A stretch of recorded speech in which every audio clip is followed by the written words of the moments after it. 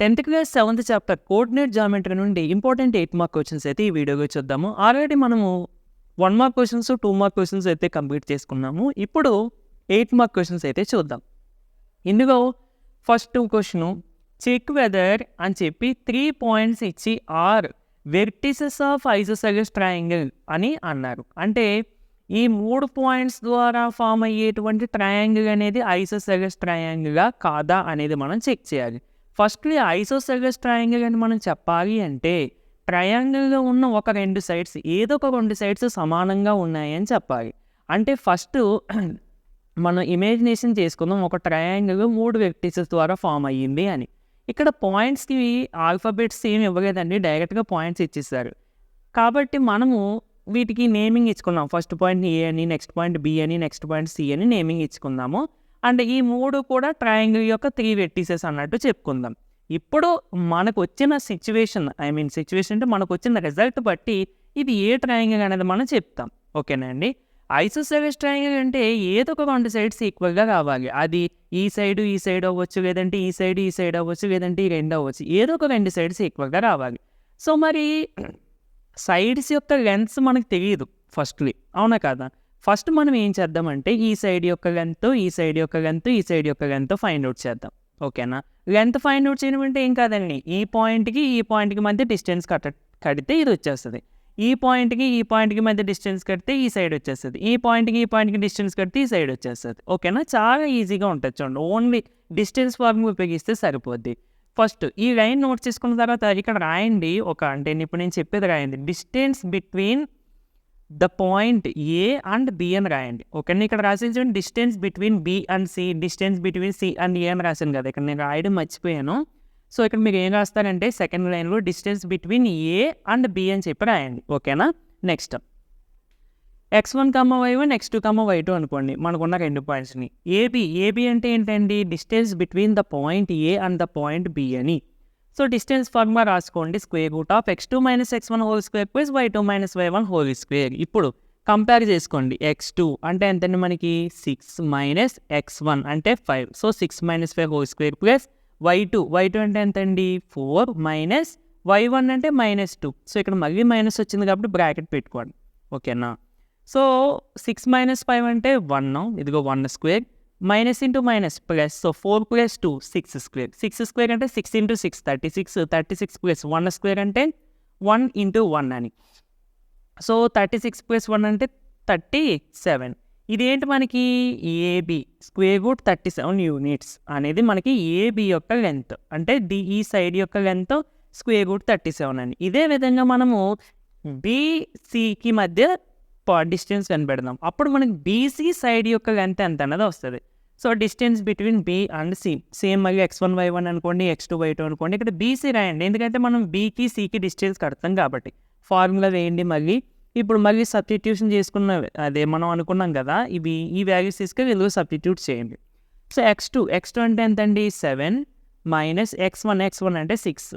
So 7 - 6 whole square plus y2 అంటే -2, y1 అంటే 4 అంటే -2 మైనస్ y1 అంటే 4. ఓకే. సో 7 - 6 అంటే 1, -2 - 4. చాలామంది ఇది మైనస్ ఇంటూ మైనస్ ప్లస్ అనుకుని 2 + 4 6 చేస్తారు. మన కన్ఫ్యూజన్గా 2 × 4 8 కొంతమంది వేస్తూ ఉంటారు. అలా ఏం కాదండి, అక్కడ ఫస్ట్ని మనం ఇంటూ చేస్తున్నామా లేదంటే ప్లస్ చేస్తున్నామా ఏంటనేది ఫస్ట్ అబ్జర్వ్ చేయాలి. అక్కడ ఇంటూ అయితే కాదు. అంటే మరి ఇలా రెండింటికి మైనస్ ఉన్నప్పుడు ఏం చేయాలి అంటే చూడండి, ఇప్పుడు నార్మల్గా +2 + 4 అని ఉందనుకోండి, మనం ఏం చేస్తాం 2 + 4 + 6 అని వేస్తాం. అలాగే ఇది కూడా -2 - 4 అని ఉంటే -6 అని వేసుకోవడమే. ఓకేనా అండి. సో -6 వచ్చింది మనకు మొత్తానికి. -6 స్క్వేర్ అంటే ఎంత అవుతుంది, 1 స్క్వేర్ అంటే 1, ఈ స్క్వేర్ మైనస్కి వచ్చినప్పుడు మైనస్ ఇంటూ మైనస్ ప్లస్ 6కి వచ్చినప్పుడు 6 స్క్వేర్ అంటే 36. So 1 + 36 square root 37. అంటే మనకి బీసీ కూడా ఎంత వచ్చిందండి, స్క్వేర్ రూట్ 37 యూనిట్స్. ఇంకా ఫైనల్గా distance between the point C and the A, same మళ్ళీ x1, y1 అనుకోండి, x2, y2 అనుకోండి. ఫార్ములా సిఏ వేయండి. ఎందుకు ఇక్కడ మీకు చూసారా, ఫార్ములాస్ ఏమైనప్పటికీ ఇది మారుస్తున్నాను. ఏబి బీసీ ఇక్కడేమో సిఏ వేసుకున్నాం. ఎందుకని మనం డిస్టెన్స్లో ఏ పాయింట్స్ మధ్య కడుతున్నాము అనేది తెలియడం కోసం. సో మళ్ళీ వేయండి, ఇక్కడ సబ్స్టిట్యూషన్ చేసుకోండి. x2 అంటే 5 మైనస్ x1 అంటే 7. So 5 minus 7 whole square plus y2 అంటే -2 మైనస్ y1 అంటే మళ్ళీ -2, అందుకని బ్రాకెట్ పెట్టుకున్నాం. ఇక్కడ చూడండి మైనస్ ఇంటూ మైనస్ ప్లస్ అంటే -2 + 2 0. అలాగే 5 మైనస్ 7 అంటే -2 హోల్ స్క్వేర్. -2 హోల్ స్క్వేర్ అంటే ఎంత అండి? ఆ స్క్వేర్ మైనస్కి వచ్చినప్పుడు మైనస్ ఇంటూ మైనస్ ప్లస్ అవుతుంది, 2కి వచ్చినప్పుడు 4 అవుతుంది. సో 4 ఇది 0, 4 + 0 అంటే 4, స్క్వేర్ రూట్ ఆఫ్ 4 అంటే 2. అంటే మనకి సిఏ ఎంత వచ్చిందని 2 యూనిట్స్ వచ్చింది. సో ఏబి ఏమో స్క్వేర్ రూట్ 37 వచ్చింది, బీసీ ఏమో స్క్వేర్ రూట్ 37 వచ్చింది, సిఏనేమో 2 యూనిట్స్ వచ్చింది. అంటే మనం రిజల్ట్ ఏ రాసుకోవచ్చు? Clearly AB is equal to BC is not equal to CA. అంటే ట్రయాంగిల్లో ఈ రెండు సైడ్స్ కూడా ఈక్వల్గా వచ్చాయి. అవును కదండి, ఈ రెండు కూడా ఈక్వల్గా వచ్చాయి. సో ఒక ట్రయాంగిల్లో ఏదో ఒక రెండు సైడ్స్ ఈక్వల్గా వస్తే అప్పుడు మనం ఆ ట్రయాంగిల్ని ఐసోసెలస్ ట్రయాంగిల్ అని చెప్తాం. కాబట్టి మనకి ఈ ట్రయాంగిల్లో ఈ రెండు సైడ్స్ ఈక్వల్గా వచ్చాయి కాబట్టి మనము ఈ ట్రయాంగిల్ని ఐసోసెలస్ ట్రయాంగిల్ అని చెప్పొచ్చు. ఇక్కడ రాయాలండి, in any triangle if any 2 sides are equal then it is isosceles triangle అని చెప్పి రాసేస్తే కంప్లీట్ అయిపోయినట్టే. ఇది ఒక్కొక్కసారి 4 మార్క్స్ కూడా అడుగుతూ ఉంటారు. ఓకేనండి, నేను 2 మార్క్స్ క్వశ్చన్స్ చెప్పినప్పుడు కూడా చెప్పాను మీకు, ఒక్కొక్కసారి 4 మార్క్ క్వశ్చన్స్ అంటే 2 మార్క్గా ఉన్న క్వశ్చన్స్ కంపల్సరీగా 2కే అడగాలి అని ఏం కాదు. సమ్ యొక్క లెంత్ బట్టి, ఇప్పుడు కొంచెం లెంతీ ప్రాబ్లం అనుకోండి, మీకు 4 లేదా 8 మార్క్స్కి అడిగే ఛాన్స్ కూడా ఉంటుంది. సమ్ బాగా చిన్నది ఉందనుకోండి, అది మ్యాక్సిమం 2 మార్కు లేదంటే 1 మార్కు. ఓకేనా? సరే, ఇప్పుడు ఫస్ట్ ఇది నోట్ చేసుకోండి, దీని కింద ఇది నోట్ చేసుకోండి. ఓకేనా? ఇక నాకు పక్కన నోట్ చేయొద్దు, సమ్ చిన్నది కింద కనిపిస్తుంది. డయాగ్రామ్ మాత్రం కంపల్సరీ వేసుకోండి. ఓకే, నెక్స్ట్ క్వశ్చన్ మనకి ఇది కూడా ఇంపార్టెంట్ మోడల్, సెక్షన్ ఫార్ములాని బేస్ చేసుకుని ఉంటుంది. చూడండి, చాలా ఈజీగా ఉంటుంది ఇది కూడా. ఇన్ వాట్ రేషియో అంటే ఫస్ట్లోనే మనకి వాట్ రేషియో అని అడిగారు, అంటే మన రేషియో ఫైండ్ అవుట్ చేయాలి అనేది. Does the point -4,6 divide the line segment joining the points A -6,10 and B 3,-8. అంటే ఈ రెండు పాయింట్స్ ద్వారా జాయిన్ అయ్యేటువంటి లైన్ సెగ్మెంట్ని ఈ పాయింట్ ఏ రేషియోగా డివైడ్ చేసింది అని అడుగుతున్నారు. సో మనం ఒక డయాగ్రామ్ వేసుకుందామండి, ఆ డయాగ్రామ్ నుంచి మీకు ఫుల్ క్లారిటీగా అర్థమవుతుంది. ఒక లైన్ సెగ్మెంట్ వేసుకుందాము, ఈ రెండు పాయింట్స్ ద్వారా ఫామ్ అవ్వాలి. ఇదిగో అంటే ఒక పాయింట్ ఇది, ఒక ఎండ్ పాయింట్ ఇది, ఒక ఎండ్ పాయింట్ ఇది. నెక్స్ట్ ఇప్పుడు ఈ లైన్ సెగ్మెంట్ని ఈ పాయింట్ విభజించింది, అది ఏ విధంగా విభజించింది అనేది రేషియో మనకు కావాలి. అంటే ఈ M1:M2 ఈ రేషియో మనకు కావాలి. ఓకేనా ఫ్రెండ్స్? ఈ పాయింట్ యొక్క కోఆర్డినేట్స్ మనకు ఉన్నాయి, ఈ పాయింట్ యొక్క కోఆర్డినేట్స్ ఉన్నాయి, ఈ పాయింట్ కోఆర్డినేట్స్ ఉన్నాయి, మనకి ఈ రేషియో అనేది లేదు. ఓకే, సరే, ఈ పాయింట్స్ని x1, y1 అనుకోండి, ఈ పాయింట్స్ని x2, y2 అనుకోండి. ఇప్పుడు ఈ పాయింట్ ఏ రేషియోగా డివైడ్ చేసింది అని చెప్పి క్వశ్చన్లో అడుగుతున్నారు. మనకి రేషియో ఎంతో తెలియదు కాబట్టి నేను ఏమనుకుంటున్నానంటే లెట్ P ఆఫ్ -4,6 ఈ పాయింట్ P అని అనుకుంటున్నానండి. అంటే ఇక్కడ ఏమి ఇవ్వలేదు కదా నేమింగ్, అందుకని మనకి నచ్చింది ఏదైనా అనుకోవచ్చు, ప్రాబ్లం ఏమీ లేదు. P of -4,6 divides the line segment joining A and B in the ratio. Ratio మనకి ఇనీషియల్గా తెలియదు కాబట్టి M1:M2 అని అనుకుంటున్నాం. ఓకేనా? ఇప్పుడు మన గోల్ ఏంటి? M1:M2 ఎంతో ఫైండ్ అవుట్ చేస్తే ఆన్సర్ అయిపోయినట్టే. సరే, ఎప్పుడైనా సరే ఒక లైన్ సెగ్మెంట్ ఒక పాయింట్ విభజించింది అనేది divide line segment joining divide ఇది కనబడిందంటే కంపల్సరీగా మీకు గుర్తుకు రావాల్సింది సెక్షన్ ఫార్ములా. ఓకేనండి, సెక్షన్ ఫార్ములా వేసుకుందాం. బై సెక్షన్ ఫార్ములా, సో ఇది డైరెక్ట్గా ఫార్ములా కదా, మనకి టెక్స్ట్ బుక్లో ఉంటుంది. ఇప్పుడు ఇవేంటి? మధ్యలో డివైడ్ చేసిన పాయింట్ యొక్క కోఆర్డినేట్స్ అంటే -4,6. ఓకేనా, ఇంకా P అవసరం లేదు. నెక్స్ట్ M1 తెలియదు, M2 కూడా మనకు తెలియదు, మనం లాస్ట్కి అవే ఫైండ్ అవుట్ చేయాలి. ఓకేనా? x2 అంటే 3 ప్లస్ M2 ఇంటూ x1 అంటే -6 బై M1 ప్లస్ M2. అలాగే M1 ఇంటూ y2 అంటే -8 ప్లస్ M2 ఇంటూ y1 అంటే M2 into 10 by M1 plus M2. Okay, 3 into M1 అంటే 3M1 plus into -6 into M2 6M2 by M1 plus M2. And ఇక్కడ -8 into M1 plus 10 into M2 by M1 plus M2. Okay, ఇక్కడ work అయిపోయింది కదండి.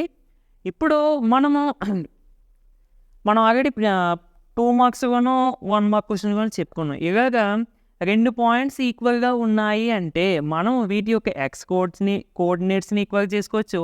And అదే విధంగా why కోఆర్డినేట్స్‌ని కూడా equal చేసుకోవచ్చు. అంటే మనకి కావాల్సిన సొల్యూషన్ బట్టి రెండిట్లో ఏదో ఒక దాన్ని ఈక్వల్ చేసుకుంటే సరిపోద్ది. కొన్ని సిట్యుయేషన్స్‌లో రెండిటిని ఈక్వల్ చేయాల్సి వస్తది. ఓకేనా? అలాంటి ప్రాబ్లమ్స్ మనకేం లేవనుకోండి. బట్ ఇక్కడ పర్టిక్యులర్‌గా ఈ ప్రాబ్లమ్‌కి మనం ఎయిదర్ ఎక్స్ కోఆర్డినేట్స్‌ని ఈక్వల్ చేసినా ఆన్సర్ వస్తది. లేదు వై కోఆర్డినేట్స్‌ని ఈక్వల్ చేసినా గానీ ఆన్సర్ వచ్చేస్తది. ప్రాబ్లమ్ ఏమీ లేదు. సో, నేను ఇక్కడ ఈక్వేటింగ్ ఎక్స్ కోఆర్డినేట్స్ అని చెప్పి రాసుకుంటున్నాను. అంటే పాయింట్ ఎల్‌హెచ్‌ఎస్‌లో ఉన్న పాయింట్ యొక్క ఎక్స్ కోఆర్డినేట్‌ని ఆర్‌హెచ్‌ఎస్‌లో ఉన్న పాయింట్ యొక్క ఎక్స్ కోఆర్డినేట్‌ని ఈక్వల్ చేస్తున్నాను అని చెప్తున్నాను. ఓకే. సో, ఇప్పుడు ఈక్వల్ చేసిన తర్వాత ఇంక మనం డైరెక్ట్‌గా M1, M2 రేషియో కావాలి ఇక్కడ. విడిగా M1, M2 అంటే ఈ ఒక్క ఈక్వేషన్ నుండి రావు. రేషియో కాబట్టి వస్తది. ఓకేనా? అది మీకు అర్థమవుతది చేసిన తర్వాత. ఇక్కడ వరకు అయితే నోట్ చేసుకోండి ఫస్ట్. ఓకేనా? ఓకే. సో, -4ని -4/1 అని రాసుకోవచ్చు కదండీ. ఏ నెంబర్‌కైనా డినోమినేటర్‌లో మనం 1 రాసుకోవచ్చు కావాలితే. అంటే -4 అన్నా -4/1 అన్నా ఒకటే. Next 3m1 -6m2 by m1 plus m2. Next cross multiplication చేయండి. డౌట్ వచ్చిందనుకోండి పక్కన రాసుకోండి. క్రాస్ మల్టిప్లై అని రాసుకోవడమే. ప్రాబ్లం ఏమీ కాదు. మీరు ఎగ్జామ్‌లో రాసినా కానీ ఏమీ అవ్వదు. So, -4 into m1 plus m2 equal to 1 into 3m1 minus 6m2. So, -4 into చేసేయండి. -4m1 minus into plus -4m2 that equal to 3 into m1 3m1 minus 6m2. ఇప్పుడు మీరు ఏం చేస్తారంటే m1ని ఒక పక్కకి m2ని ఇంకొక పక్కకి ట్రాన్స్ఫర్ చేసేయండి. అంటే m1 ఈ -3m1 ఉంది కదా, దీన్ని ఇటు సైడ్ ట్రాన్స్పోజ్ చేసి ఈ -4m2ని అటు సైడ్ ట్రాన్స్పోజ్ చేసేయండి. అప్పుడు ఏమవుతుందో చూడండి. సో, -4m1 ఈ ప్లస్ 3m1 ఇటు సైడ్ ట్రాన్స్పోజ్ చేస్తే 3m1 ఈక్వల్ టు ఇక్కడ ఆల్రెడీ -6m2 ఉంది. సో, -4ని అటు సైడ్ ట్రాన్స్పోజ్ చేస్తే +4m2. Okay.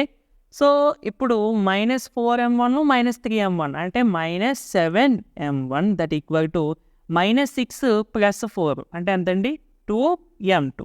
So, both sides minus cancel అంటే టోటల్‌గా మనకి 7m1 is equal to 2m2. Okay. చాలా జాగ్రత్తగా అబ్జర్వ్ చేయండి. మనకి m1:m2 కావాలి అంటే m1/m2 ఎంతో తెలియాలి మనకి. ఓకే. ఇక్కడ 7 ఇంటూ చేస్తుంది కదా, దీన్ని ఇటు సైడ్ ట్రాన్స్పోజ్ చేసేయండి. అలాగే m2 ఇక్కడ ఇంటూ చేస్తుంది కదా, దీన్ని ఇటు సైడ్ ట్రాన్స్పోజ్ చేసేయండి. అప్పుడు ఏమవుతుందండి m1/m2 ఇంటూ చేస్తాను ఇటు సైడ్ ట్రాన్స్పోజ్ చేస్తే డివైడ్ చేస్తానంటే m1/m2 ఈక్వల్ టు 2. ఇక్కడ 7 ఇంటూ చేస్తే ఇటు సైడ్ ట్రాన్స్పోజ్ చేస్తే 7. అంటే మనకి చూడండి ఏమవుతుంది ఇప్పుడు m1:m2 ఈజ్ ఈక్వల్ టు 2:7.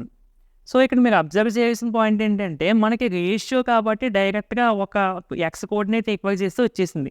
ఇక్కడ విడిగా m1 ఎంత, లేదంటే విడిగా m2 ఎంత అనేది ఆ క్వశ్చన్ కాదు మనకి. రెండిటికి రేషియో ఎంత అని అడిగారు. అందుకనే మనకి డైరెక్ట్‌గా m1/m2 ఈక్వల్ టు 2/7.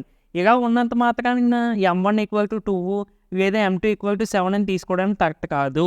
ఓకేనా ఫ్రెండ్స్? ఇది రేషియో వాల్యూ. అంటే రెండిటిని m1ని m2ని కంపేర్ చేయంగా వచ్చిన వాల్యూ ఇది.